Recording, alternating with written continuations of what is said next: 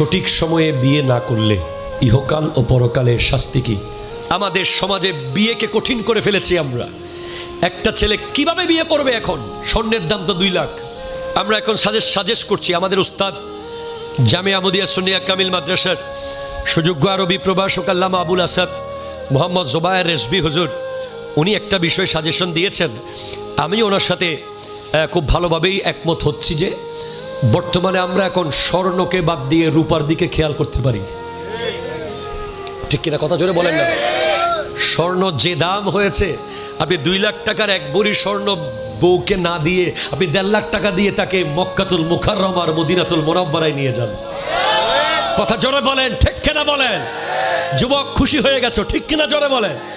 2 লাখ টাকা দিয়ে স্বর্ণ না দিয়ে আপনি এখন 2 লাখ টাকার ভেতরে তাকে পবিত্র ওমরায় নিয়ে ওই জবলে সোর, জবলে নূর, ওই হেরা গুহায় তুলে, যেখানে আমার নবীর কাছে ইকরা বিসমি রাব্বিকাল্লাযী খালাকা আয়াত নাজিল হয়েছিল, ওখানে তুলে আপনার বিবিকে বলেন যে এখানে খাদিজাতুল কুবরা রাদিয়াল্লাহু তাআলা আনহা প্রতিদিন 2 বার আমার নবীর জন্য খাবার নিয়ে উঠতেন। জোরে বলেন।